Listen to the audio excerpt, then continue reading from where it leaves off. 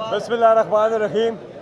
Supreme court बहुत ज़्यादा chief justice साहब तामुल का मुजाहरा कर रहे हैं क्योंकि चीफ जस्टिस की नीयत ठीक है और वो चाहते हैं कि मुल्क में इंतशार ना हो, माजराई ना हो, सियासी कशीदगी कम हो। लेकिन चीफ जस्टिस साहब जितना जितना आप इनको मौका दे रहे हैं उतना उतना ये आपके ऊपर चढ़ाई कर रहे हैं, अदालत के ऊपर हमला कर रहे हैं। अभी आपका क्या ख्याल है कि ये जाके आराम से बातचीत का करेंगे? नहीं, ये फिर पार्लियामेंट में आज वो मेला सजाएंगे और वो बातें करेंगे अदालतों के खिलाफ कि ये जितना मौका इनको मिलता है। बड़े खुशकिस्मत है ये पीडीएम वाले कि अभी तक इन पे तौहीन अदालत ही नहीं लगी।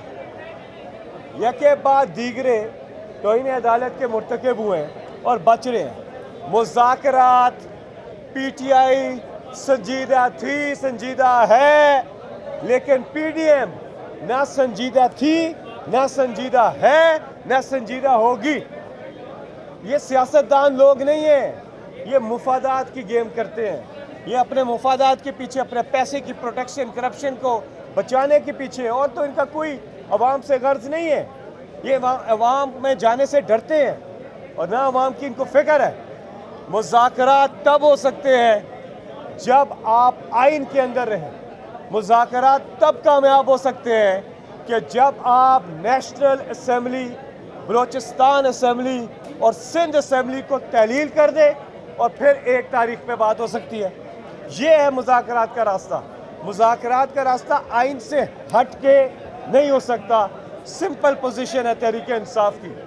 बाकी हम तो तैयार थे, ये लोग तैयार नहीं थे। अदालत ने एक और मौका दिया इनको, अगर इससे भी वो फ़ायदा नहीं उठाते तो फिर कल इन पे तो इन्हें अदालत में बताएं, मुज़ाकरात का कोई टाइम मुकर्रर हुआ है? मुज़ाकरात का अगले 2-3 घंटे के अंदर मुज़ाकरात हो गए तो हो गए, उसके बाद मुज़ाकरात का कोई चांस नहीं है मेरा नहीं ख्याल।